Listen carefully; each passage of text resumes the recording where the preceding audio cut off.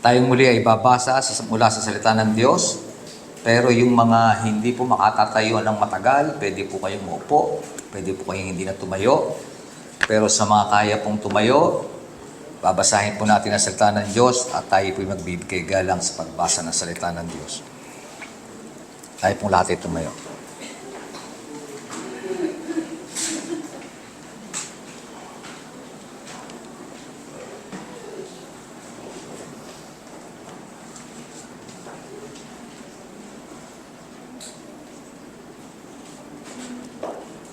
Babasahin ko po ito sa wikang Tagalog.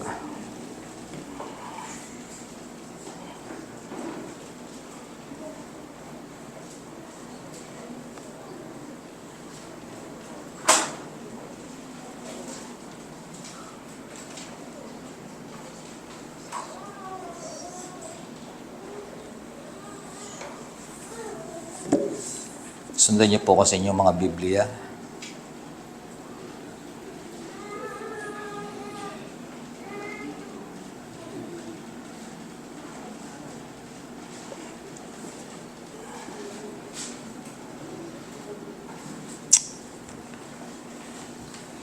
Hindi ba ako malaya?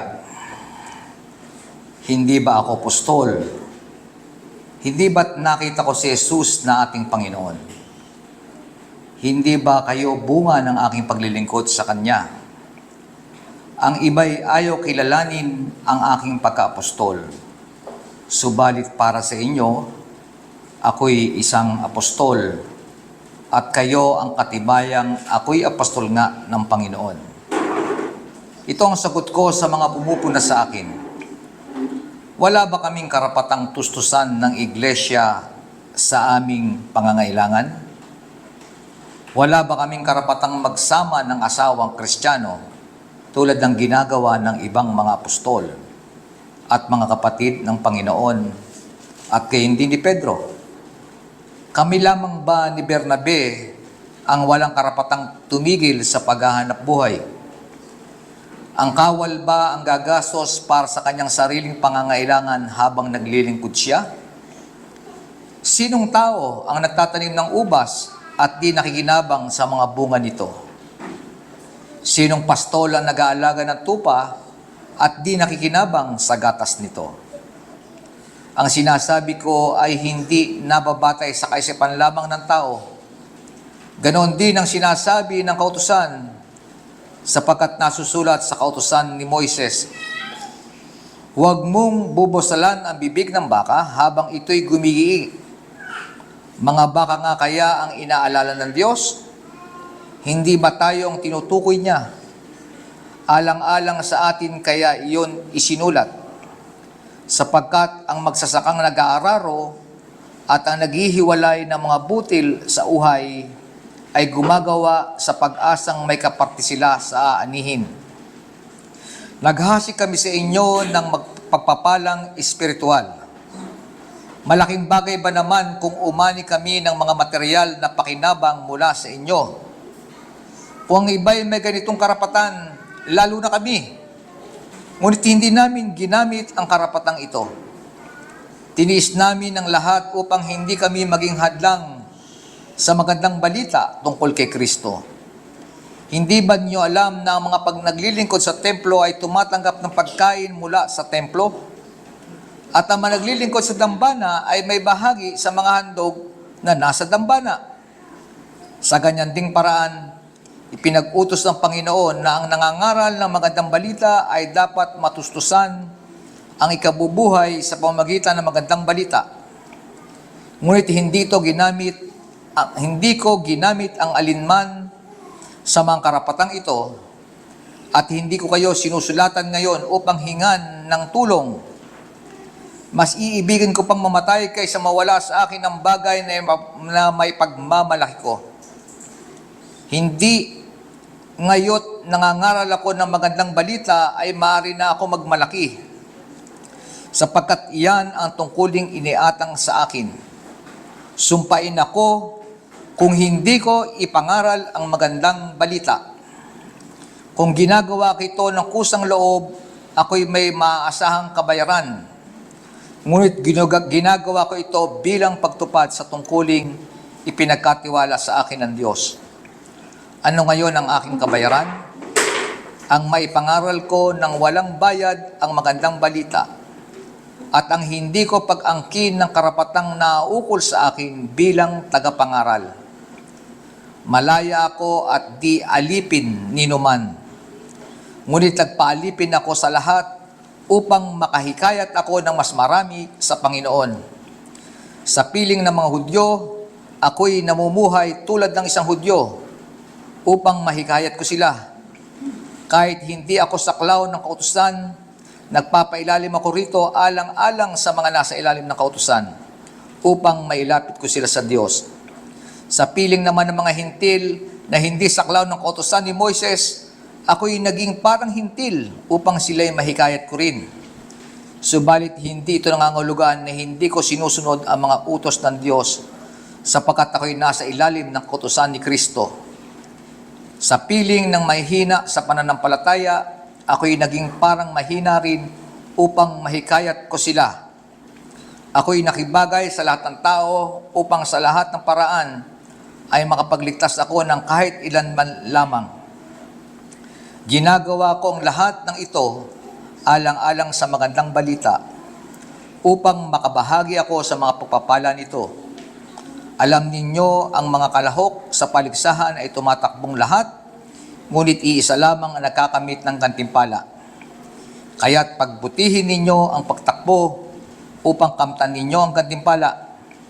Lahat ng manglalarong nagsasanay ay may disiplina sa lahat ng bagay upang magkamit ng isang gantimpalang panandalian lamang. Ngunit ang gantimpalang hinahagad natin ay panghabang panahon. Hindi ako tumatakbo ng walang patutunguhan at hindi ako sumusuntok sa hangin. Subalit sinasanay ko at sinusupil ang aking katawan upang sa gayon ako'y maalis sa paligsahan pagkatapos kong mangaral sa iba. Tayo po'y manalangin. Amin Diyos, sa iyong harapan patuloy po kaming nagpapakumbaba. Patuloy po kaming umaasa sa inyong kapangyarihan. Nagpapailalim sa iyong kapangyarihan. Amin Diyos, sa pagbubulay-bulay namin ng mga salitang iyahayag sa umagang ito, pagpalay mo po ito para sa aming lahat. Kayo po ang magbukas ng aming mga isipan. Kayo po ang magbukas ng aming mga mata, maging aming mga tainga. Tulungan mo po kami na patuloy na maunawaan ang mga nais mong sabihin sa amin. Kayo po ang magpala nito sa aming puso, sa pangalan ng aming Panginoong Hesus. Amen. At amen. Tayo po'y makakaupo na.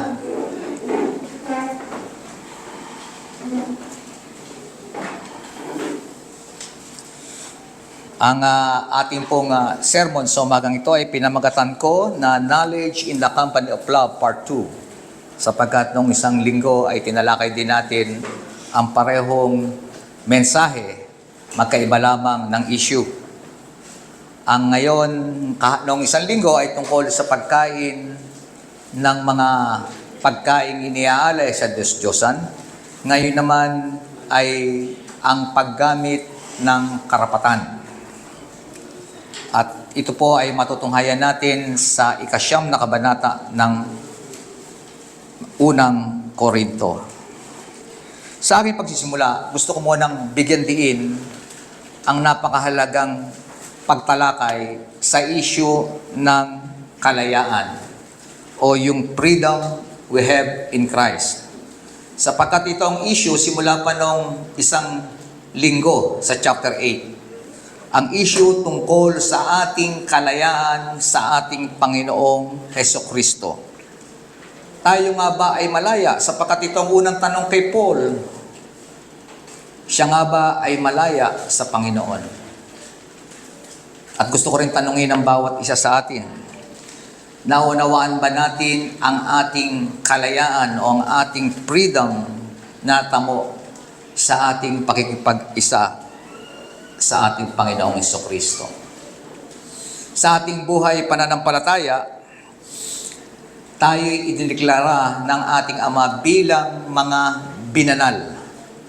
We are holy. The Father declares us saints, the holy ones in Christ. At tayo ay ini-encourage ng Diyos na patuloy na mamuhay bilang mga banal. Hindi man natin ito pinaniniwalaan na tayo ngay banal, pero idineklara sa atin ito na salita ng Diyos na kung tayo nakipag-isa nga sa Panginoong Jesucristo, tayo ngay mga binanal ng Diyos. Sa mata ng tao, tayo makasalanan pa rin katulad nila at maging sa ating kaisipan, tayo patuloy na nagkakamalit, nagkakasala. Ngunit sa mata ng Diyos, tayo mga banal dahil sa ating pakikipag-isa sa ating Panginoong Hesukristo. Ang paglago sa buhay pananampalataya ay pagdadamit o pananamit ng kung ano ang tunay na kalalagayan natin sa ating Panginoong Hesukristo. Palagi nating inuulit sa ating pangangaral na tayo ngayon ay nakasuot na ng bagong damit ng katwiran ng Panginoon. Hinubad na natin yung dati nating pagkatao at ang suot-suot natin ay ang ating bagong pagkatao kay Kristo. Mahalaga na palagi nating inuunawa o palagi tayong nare-remind, napapaalalahanan patungkol kung kanino tayo at ano ang kalalagayan natin sa ating Panginoong Hesukristo. Hindi na tayo alipin ng kasalanan at lalong hindi rin tayo alipin ng kautusan. Pero bagamat natanggap na natin ang kalayaang yan, hindi nangangahulugan na wala ng kautusan sa ating buhay pananampalataya. Naroon pa rin ang utos ng Panginoong Jesucristo. At paano natin ito isasakatuparan? Ang sabi ni Paul sa pamamagitan ng pag-ibig. Hindi na tayo under ng kautusan, pero ang buhay natin nakapaloob pa rin sa kautusan. Hindi po ba? Pero tayo malaya na. Noong isang linggo ay pinag-usapan natin ang tungkol sa kaunawaan o knowledge ng mga taga-Korinto. Ang mga Korinto ay pinagpasalamat ni Paul sa Diyos sapagkat sila binigyan ng napakayamang karunungan. Ang church ng Corinth ay punong-puno ng mga marurunong, mga nakauunawa, mga may pinag-aralang mga mananampalataya. Sila ay biniles ng Panginoon ng pananalita at biniles ng Panginoon ng knowledge. Kaya lamang ay ipinagmamalaki nila ang bagay na ito. Ipinagyayabang nila ang mga bagay na ito. Kaya naman noong nakaraang linggo, kanilang patuloy na ipinangangalandakan na sila'y may kaalaman na nagiging katitisuran ng mga kapwa nila kapatid sa pananampalataya. Alam nila na hindi sila nagkakasala, kumain man sila ng mga pagkaing iniaalay sa Diyos-Diyosan sapagkat ang pinag-aalay naman ito ay hindi tunay na Diyos. Sabi ni Paul, tama ang inyong sinasabi. Wala nga naman silbi, wala rin namang magagawa sa inyo, kumain man kayo hindi. Walang epekto sa inyo mga pagkain na yan. Ngunit kung paano nyo ito ginagawa at ipinakikita nyo doon sa mga kapatid na mayroong pang mahinang pananampalataya, dinadala nyo sila sa katitisuran. Ginagawa nyo silang magkasala. Sinasaklawan nyo ang konsensya ng mga kapatid nyong mahihina sa pananampalataya. Sa diwang yan, ganyan ang kaisipan ng mga taga-Korinto patungkol sa kanilang kaisipan, sa kanilang kaunawaan. At ngayon ay ipagpapatuloy natin sa diwang yan ang punto ni Paul patungkol naman sa karapatan. o yung tinatawag nating rights. Tandaan natin na ang tatalakayin natin ngayon ay pagtugon pa rin ni Paul o pagsagot niya pa rin sa napakaraming issue na isinulat sa kanya, na iniliham sa kanya ng church sa Corinth. At ngayon, muli niya itong sasagutin sa pamamagitan ng kanyang kaunawaan mula sa salita ng Diyos. Gusto ko lamang tingnan natin mga kapatid, po. Ang mga bagay na ating naririnig ay mga bagay ng kaunawaan ni Paul patungkol sa kung paano niya ini-interpret ang sinasabi ng salita ng Diyos. Kaya naman, sa mga praktikal na bagay, kanya po ito pinaliliwanag sa pamamagitan ng payo. Hindi ito utos ng Diyos, ito ang para sa akin. Kung ganang sa akin, ito ang aking payo sa iyo tungkol sa mga bagay na yan. Kaya naman, marami nagsasabi tuloy na hindi yan salita ng Diyos kung hindi salita yan ni Paul. Hindi yan karunungan ng Diyos kung hindi yan ay karunungan ni Apostol Pablo. Hindi po natin yung tinitingnan ng ganoon. Ang lahat ng mga bagay na nakasulat sa Biblia, lahat ng bagay na inihayag ni Paul ay may kapangyarihan sapagkat ito'y nasa ilalim ng patnubay at inspirasyon ng Banal na Espiritu. Ang kabuuan ng Biblia ay mapagkakatiwalaan nating may kapangyarihan sa atin. Ito ang pinakamataas na authority ng ating buhay pananampalataya. Kaya anumang sabihin ni Paul, maging ito'y maging galing sa kanya, ito pa rin ay salita ng Diyos. Sabi ng verse 1 to 2, am I not free? Itong sagot niya sa tanong sa kanya. Marahil sinasabi ng mga taga-Korinto, ikaw ba, Apostol Pablo, ay tunay ngang malaya? Sapagkat kung ikay malaya, bakit palagi mong tinitingnan ang aming mga ginagawa sa aming kalayaan? Tandaan natin na minali ni Apostle Paul kung paano pinapractice ng mga taga-Korinto ang kanilang kalayaan. Malaya silang gawin kung ano ang kanilang gusto. Tama yun, sabi ni Paul. Pero bakit ikaw ay masyadong critic sa lahat ng aming ginagawa? Tunay nga ba na ikay malaya? At pangalawa, sabi niya, ikaw ba'y tunay na apostol? Mga kapatid, ang issue po rito ay ang pagtanggap ng incentive o pagtanggap ng honorarium buhat sa church. Sapagkat ang mga apostol, ang mga lingkod ng Diyos, ang mga worker ng panahon na yon ay tumatanggap na suporta mula sa church. 10 ng kanilang pamilya. Ang lahat ng apostol ay tumatanggap ng mga tulong mula sa church, maging ang kanilang mga asawa. Ngunit ang mga bagay na ito ay hindi ginagawa ni Paul. Hindi siya umaasa sa tulong na ibinibigay ng church.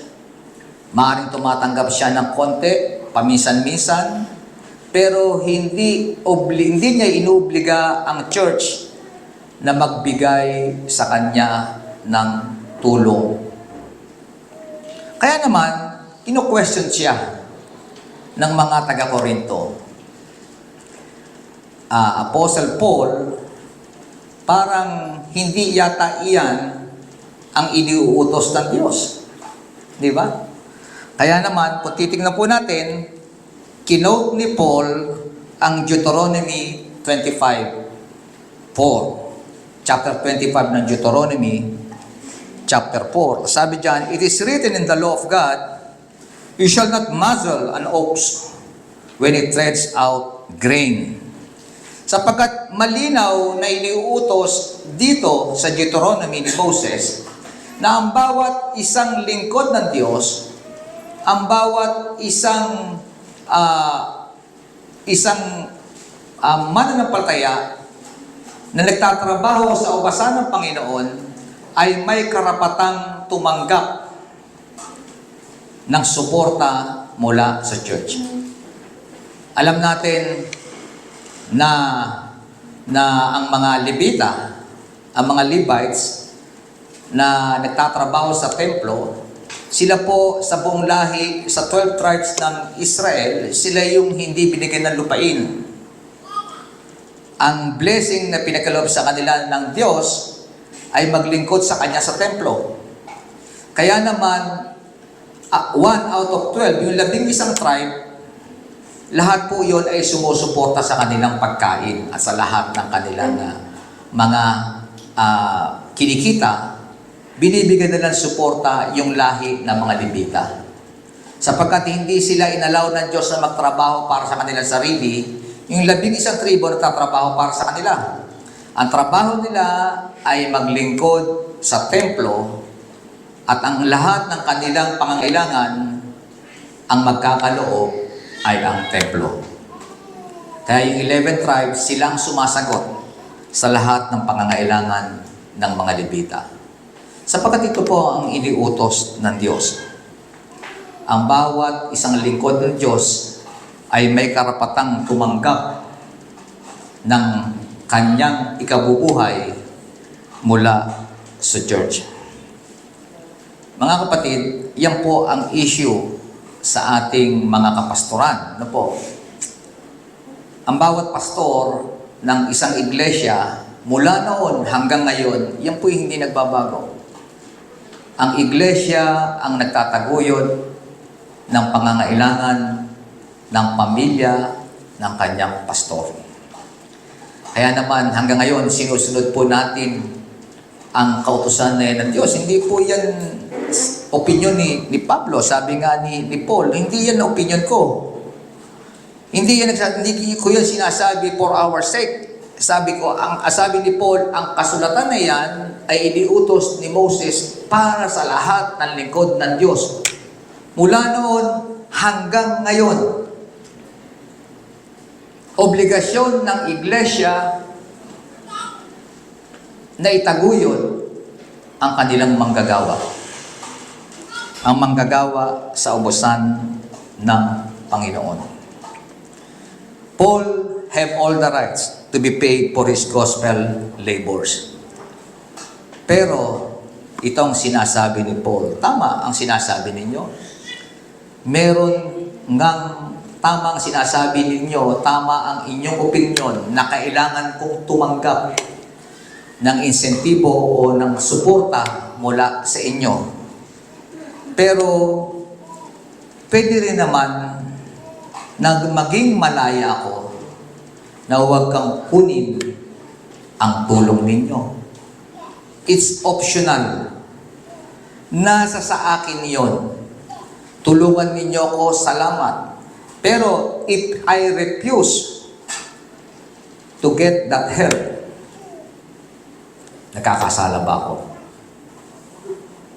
Hindi po ba? Sapagkat yun ang issue sa kanyang pagiging apostol. Kung ikaw ay tunay na apostol, dapat tumatanggap ka ng incentive. Lahat ng apostol tumatanggap, ganang ikaw lang ang hindi. Kayong dalawa ni Bernabe. Lahat ng apostol hindi nagtatrabaho kung hindi tumatanggap lamang ng tulong mula sa church. Bakit ikaw, Paul, kung tunay ka ng apostol, kung tunay ka ng lingkod ng Diyos, bakit ayaw mong tumanggap? At isa pang issue ni Paul, single siya. Wala siyang asawa, hindi po ba? Bakit? Why Paul refused to take yung incentive na yun, yung support na nagmumula sa church? What are the reasons behind Paul's refusal for his right of compensation? Makikita po natin sa mga susunod talata. If we had sown spiritual things among you, is it too much if we reap material things from you? If others share this rightful claim on you, do not we even more? Nevertheless, we have not made use of this right, but we endure anything rather than put an obstacle in the way of the gospel of Christ. Mga kapatid, tayong lahat ay malaya sa Panginoon. Ito ang punto ni Paul. Ako'y malaya kay Kristo. Hindi na ako sakop ng kautusan. Hindi ako sakop ng do's and don't. May karapatan ako ng kunin yan, pero may karapatan din akong tanggihan yan. Malaya akong gawin kung ano ang dapat kong gawin. Hindi po ba? Marami ang nagkakaroon ng kalituhan tungkol sa kalayaang yan. Kung ang church na ito ay ating ipapasailalim sa kautusan, o magbababa ang mga elder ng mga panuntunan na dapat yung sundin, at kapag hindi nyo sinunod dyan, mga mananampalataya, talsik na kayo sa church na ito. Siguro, tingin nyo ba may matitira dito? Pag nilagyan natin ng batas na ang a-absent ng 3 linggo sa Sunday, ang laging mga late ay hindi na mga anak ng Diyos at mula ngayon titiwalag na kayo, sa tingin nyo ba may matitira?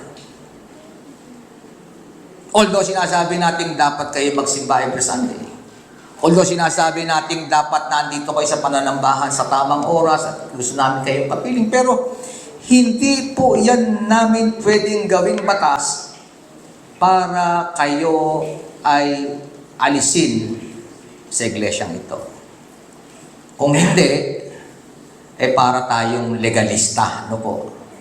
Noong panahon ng Old Testament, ang tumagtrabaho kapag araw ng pamamahinga, patay. Alam niyo po ba yun?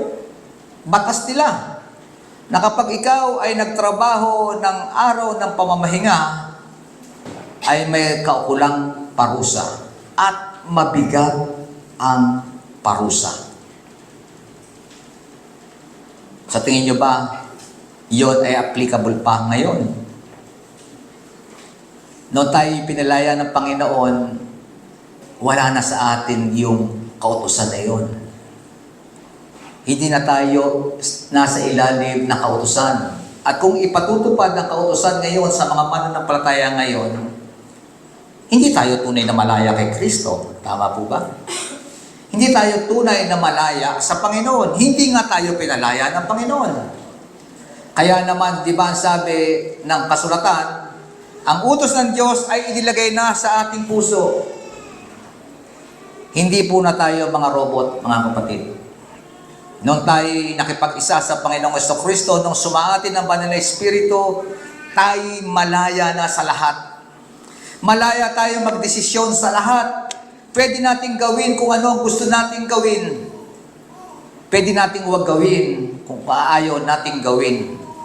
Nasa sa atin po iyon. Sapagkat ang Banal na Espiritu ay sumasa atin. Yun ang dapat natin maunawaan.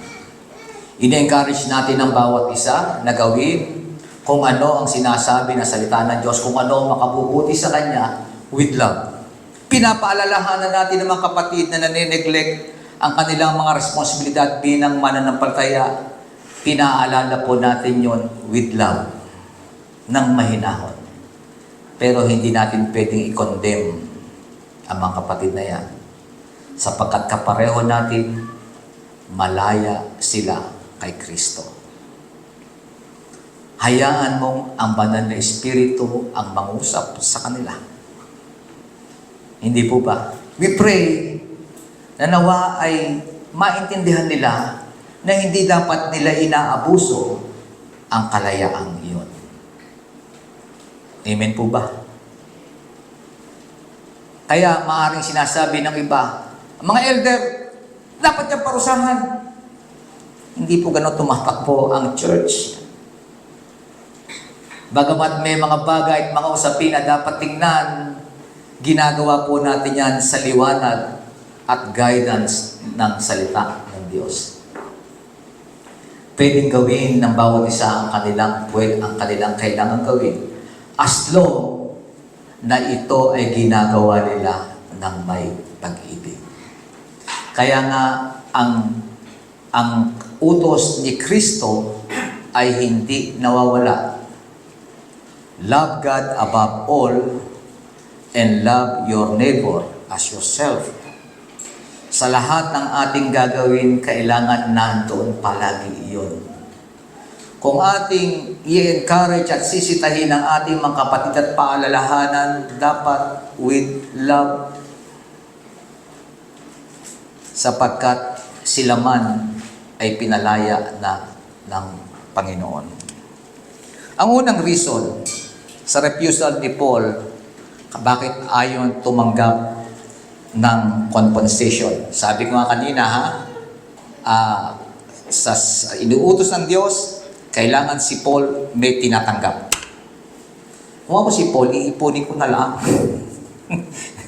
Pero siya, ayaw niya tumanggap. Ano ginawa ni Paul? Nagtatrabaho siya. Di ba? Sila ni Bernabe. Si Bernabe mayaman talaga yun eh.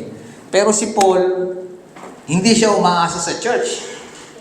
Nagtatrabaho siya ng kanyang sarili. Nagpo-provide siya para sa kanyang sariling pangangailangan. Nagpo-provide siya para sa kanya lamang. Kung siya may asawa, siya nagpo-provide sa kanyang pamilya. Hindi niya ito inaasa sa church. Ang tanong, lumalabag ba si Paul sa iniuutos ng Diyos? Pero sabi nga ni Paul kanina, ako'y malaya na, malaya akong gawin kung ano ang nais kong gawin hanggat hindi ako lumalabag sa moral law ng Diyos. Sabi ni Paul, merely possessing a right does not mean one must take advantage of it. Hindi porket meron kang karapatan ay malaya ka ng gawin ang karapatan yon o take advantage yung karapatan na yon. Marahil, siguro, isa sa mga pinag-uusapan again dito ay freedom. Dapat naiintindihan ng isang mananampalataya na sa kanyang desisyon, dapat ang kanyang tinitingnan ay ang ikabubuti ng para sa lahat. At kay Paul, kung titingnan natin, sa mga bagong mga manggagawa doon sa Corinto, mas deserving siya sa incentive o doon sa support. Dahil siya talaga nagtayo ng church sa Corinth. Pero hindi niya yon ginawa. At hindi niya tinik advantage na kunin ang mga bagay na yon. Sapagkat sabi niya, he would have created an unnecessary obstacle to the gospel. Sa tingin niya, ito po, sa sarili niyang pananaw, magkakaroon ito ng hadlang sa kanyang paghahayag ng mabuting balita. Alam niyo, sa mga katotohanan yan, kapag iniisip ko lamang sa panahon na ito, sa ngayon, ang kalakaran ng church, kapag ikay tumatanggap ng incentive mula sa church, kapag ikay pinasusweldo ng church, base lamang sa experience ko ha, parang tingin ng church, empleyado kanila. Tama po ba? Sapagkat ang bayad ay karapatan ng bawat nag-a-apply ng trabaho. Kung nag-a-apply ako ng trabaho, of course, kailangan kaya nag-apply, babayaran ninyo ako, hindi po ba? Pero sa church, wala naman nag-a-apply ng trabaho. Sabi nga ni Paul dito, hindi ako nag-apply. Hindi naman ako aksidenteng naging tagapagtayo ng church. Tinawag ako ng Diyos. Diba? Ako'y tinawag ng Diyos. Dinala ako dito bilang tagapagtaguyod ng iglesia. So kung ito ay tinawag ako ng Diyos, ano ang karapatan kong kumuha ng compensation mula sa church? Tandaan natin mga kapatid. Ito naman, hindi ko po sinasabi ang mga bagay nito dahil sabihin natin, gayahin natin si Paul. No? Lahat, ang gusto kong linawin, lahat ng mga pastor, lahat ng mga pagtaguyod ng gospel, kailangang suportahan ng church. Kailangan yon. Iniutos yun ng Diyos. Pero sa case ni Paul, sa tingin niya, hadlang ito para sa pagpapahayag ng mabuting balita. Tingnan na lang natin kung si Paul ay tumatanggap ng kanyang salary mula rito sa Corinthian Church. Tingnan nyo na lang kung anong magiging mangyayari, di ba? Sa tingin ko, hahawakan siya dito sa leeg. Hindi po ba? Alam nyo, yun ang napahirap sa pastor, sa papapastor po namin sa mga huling church na aming pinagdaraanan. Kailangan mo magtrabaho. Kailangan mo gumawa. Kailangan, of course, kailangan mong gumawa. Kailangan makita ang iyong pinagpapagalan. Merong church na may banty clock pa sa opisina. Yan, si Pastor Anthony nakaranas niyan. May banty clock. Ikaw ay magbabanty clock para pumapasok sa office, di ba? At ililista mo lahat kung ano ang ginawa mo sa maghapon. Isipin ninyo. Ikaw ay lingkod ng Panginoon, pero lahat isusulat mo sa iyong notebook o i-report mo sa kanila na ako po ay nagbisita ng itong oras, kaninang hapon dinalo ko po ang kapatid na ito, ipinag-pray ko po kagabi ang mga isusulat mo lahat yun. At ang isang mabigat, kapag ikaw ay worker, aasahan nila, pati pamilya mo kailangan worker. Di ba? Kaya pag ikaw ay nag-worker, hahanapin ang asawa. Ba't ang asawa mo wala rito? Ba't ang mga anak mo hindi naglilingkod din? Mga kapatid, hindi kasamang asawa ko sa maglilingkod. Ako lang ang naglilingkod. Sa atin, kailangan ang asawa mo ay naglilingkod. Kaya ang sa mga church na hindi naiintindihan, ang tawag sa asawa ng pastor, ano? Pastora. Kailangan ang mga anak ko ay member din ng worship team o meron ding ministry sa church. Obligado. Binabayaran ka nga, pero inoobliga ka pa rin. Nagkaroon nga po ng panuntunan kung magkano ang sasahurin ng pastor ng bago kami lumabas. At ang naging panuntunan, lahat ng manggagawa, standard, hindi bababa ang kanyang tatanggapin 15,000. Kailangan hindi bababa. Kasama pa roon ang death benefits. Ihuhulugan mo kanyang SS, huhulugan mo lahat. Kasama lahat dyan. Hindi bababa sa 15,000. Pero yung mga church, nagre-reklamo. Bakit? Paano, pastor, kung tamad din mapapunta sa amin, pastor? Dapat magbayaran ng 15,000 nga. Nakita nyo na. Doon pa lamang, nakatingin na kaagad sila sa magiging performance ng pastor, hindi sa pagsulong ng mabuting balita. Isang bagay na nakikinig sa ni Paul, na pag ako ay tumatanggap ng incentive sa church na katulad na ito, hawak ako ng mga poon sa loob ng church. Baka may pinaglilingkuran akong mas mataas kaysa rito sa kapatid na ito. Of course, yung tuwing hapon ay nag-aabot sa iyo ng palihig pagbaba mo ng pulpit, aabotan ka. Di ba? Bukod sa sweldo mo, meron ka pang bonus, meron ka pang ganito, may nag-aabot sa iyo ng ganyan. Yun ang pinakamahirap po, mga kapatid, bilang lingkod ng Diyos. Kapag merong isang may influensya sa loob ng church na palagi nagpapalakas sa iyo, kahit walang tinitingnan ng pastor na mas malakas sa kanya, kapag medyo napapabor doon, magrereklamo yung isa. Kasi nga, yan bigay ng bigay sa inyo Kaya siguro mas malakas sa inyo yan. Kaya ang panalangin nyo sa kanya mahaba. Sa akin, pag pinalangin nyo, 2 sentence lang, amen na kaagad. Dyan sa kanya, haba-haba ng prayer. Bakit? Matindi magbigay. Isipin nyo, magiging paninginan ng buong church ganoon sa kanila. Yung mga bagay na yan ay nakikita ni Paul. Kung ako ay tatanggap ng incentive mula sa church sa panahon na yon, ay maaaring hindi magiging mabunga para sa aking ministeryo sa paglalahad ng mabuting balita. Again, lagi kong sinasabi,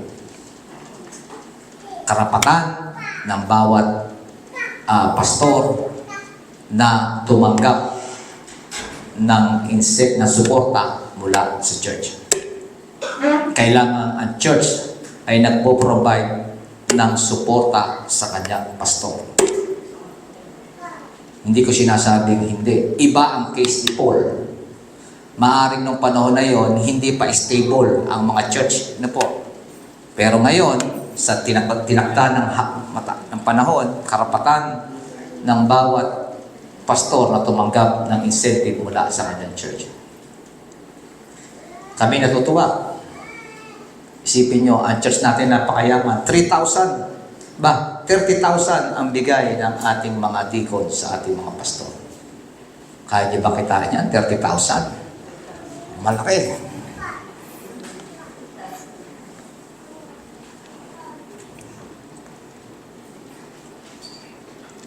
Etong sumunod. Bakit Paul refused for his right of compensation? Sabi niya, do you not know that those who are employed in the temple service get their food from the temple? Ito yung sinasabi ko nila, mga Levita. And those who serve at the altar share in the sacrificial offerings. In the same way, the Lord commanded that those who proclaim the gospel should get their living by the gospel. Ito yung kaso ni Paul. I have made no use of any of these rights, sabi ni Paul, nor am I writing these things to secure any such provision. Baka akala nyo kaya ako isinulat to, ay humihingi na ako ngayon. Sabi niya, hindi. For I would rather die than have anyone deprive me of my ground for boasting. Ano ibig sabihin? Kapag siya'y tumanggap ng sweldo mula sa church, he will lose his ability to boast in the gospel. Alam nyo, si Paul, lahat ng meron siya, ginibag niya na. Wala siyang pwedeng ipagmayabang. Palagi sinasabi niya, walang ibang pwedeng ipagmayabang kung hindi ang mabuting balita. Tanging Panginoon lamang ang pwede kong ipagyabang. Kung mawawala sa akin ang paglalahad ng mabuting balita, wala na akong pwedeng ipagyabang. Sapagkat sa kanya, para kay Paul, kung siya'y kumpleto sa kanyang tinatanggap, kung siya sa lahat ng bagay ay hindi niya iisipin kung kakain siya o hindi, meron siyang tahanan, i-provide lahat ng church, hindi niya na mapagmamalaki ang suffering na dapat nasa kanya kay Kristo. Sapagkat sa kanya, gusto niyang ma-reveal yung kanyang kahinaan para ma-magnify si Kristo sa kanyang buhay. Gusto niya mahina siya. Gusto niya kapos siya. Gusto ni Paul, naghihirap ako para maranasan ko ang kapangyarihan ni Kristo sa aking buhay. Napakagandang panuntunan. Hindi po ba? Sabi ko nga nung kami nasa dati naming church, lahat ng pangangailangan meron kami. Kapag ikay namatay bukas, meron kang 200,000. 200,000 ba? 100,000. 200,000. Di ba? Ganda, hindi mo na iisipin. Tutuwa na asawa natin pag namatay ka. May 200,000 ka agad. Di ba? Buwan-buwan, merong pagdadating ng katapusan, meron kang sweldo. Kung gusto mo, linggo-linggo, may sweldo ka. Hindi ka maghihirap. Hindi mo na iintindihin kung merong mabuti-puti ron sa iyong miyembro o ako nang papaaral ng anak mo. Kung meron pang isang mabuti-buti sa miyembro, birthday ba ng anak mo, kami na maghahanda. Anniversary niyo ba, kami maghahanda.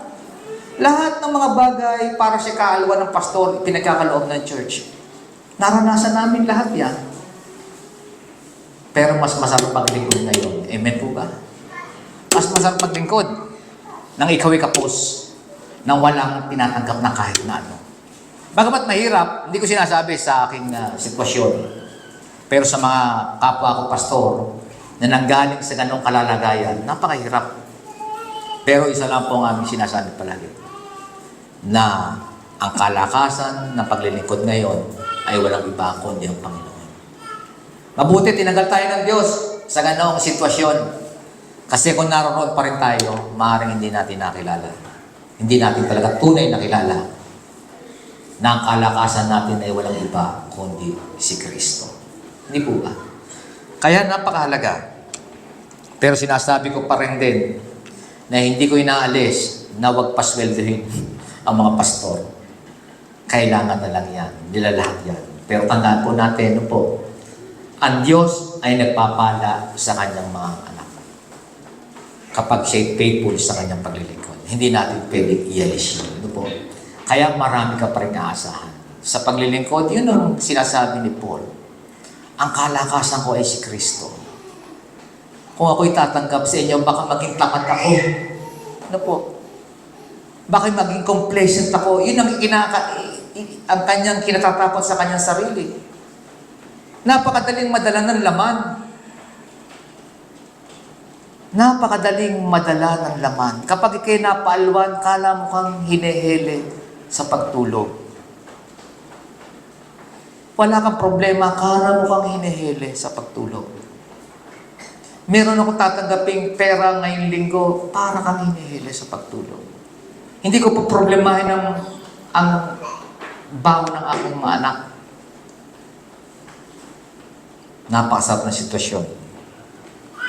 Pero, hindi ka nagsasuffer na katulad ng ating Panginoon. Ang panghuli, Paul saw himself as receiving the greater reward. Yun ang mahalaga. Hindi yung mga bagay na yan. Sapagkat merong greater reward na naghihintay. Amen po ba? Kanina lang sa aming Sunday School, tinalakay ko yan. Ang ating mata lagi nakatuon doon sa greater reward. Ang trabaho natin ngayon maging faithful. Ang trabaho natin ngayon maging tapat.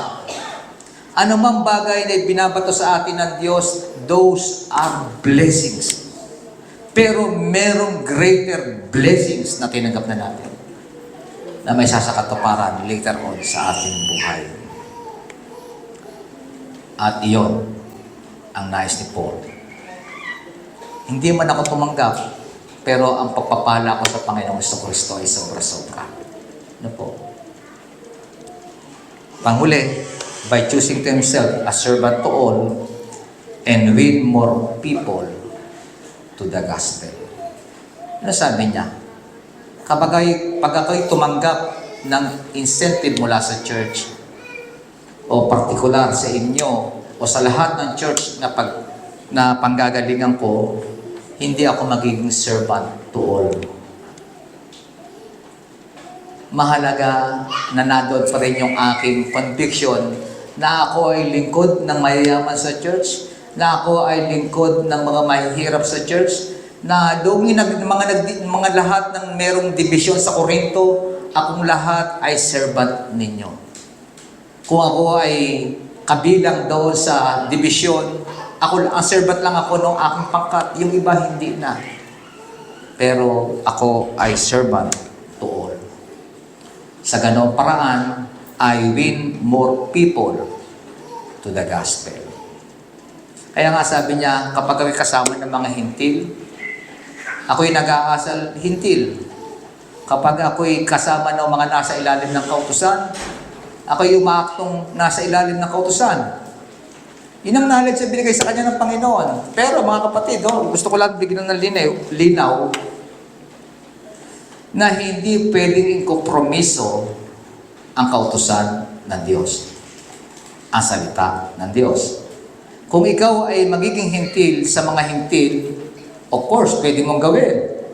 Pero hindi nangangahulugan na i-compromise mo ang utos ng Diyos o ang mabuting balita. Hindi po ba? Yun ang nagiging problema ng iba. Sa mga nagbimisyon sa ibang lugar, kanilang tinatanggap yung kultura ng lugar na pupuntahan nila para lang ma-share ang gospel, pero in what expense?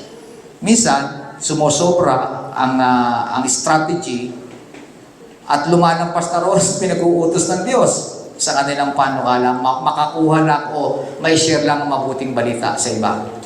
Hindi po tayo pwede lumagpas.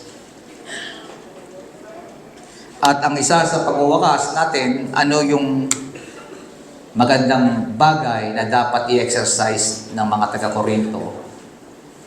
Noong una, labing, di ba? Kailangan labing.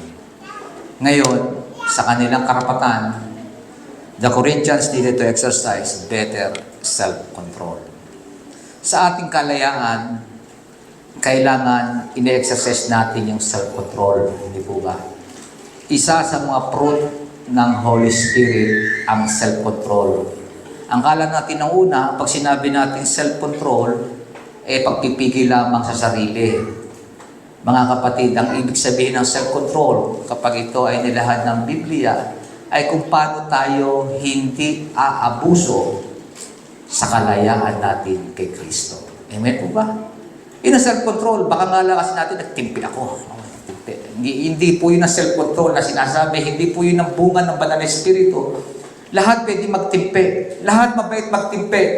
Pinipigil na sariling gawin ito, pinipigil na sarili. Ang ibig sabihin ng self-control na ating natutunan ngayon ay hindi pag-abuso sa kalayaang tinanggap natin sa ating Panginoon sa Kristo. Amen po ba? Tayo ganap na malaya. Huwag nating abusuhin. Dapat alam pa rin natin kung ano ang ating kinalalagyan. Amen po ba? Kaya sa ating pagwawakas, mabuti na naunawaan natin na maganda na meron tayong kaalaman basta ito'y ine-exercise natin with love and self-control. Tayo po lahat ay manalangin. Salamat po, Panginoon, sa iyong mga salita na pinagbulay-bulayan. Tulungan mo po kami na sa pagtanggap ng mga totohanan ito, patuloy po namin tumumay sa buhay. Patuloy po namin may apply sa pang-araw-araw po namin mga pagharap sa lahat po ng circumstances sa aming buhay. Amin Diyos, wala po kami kung wala po kayo. Kalakasan po namin kailangan nagpo-provide para sa amin. Patuloy mo kaming tulungan na manahan sa inyo at hindi manahan sa aming sarili. Sa iyo po ang pinakamataas na papuri sa pangalan ni Jesus. Amen at amen.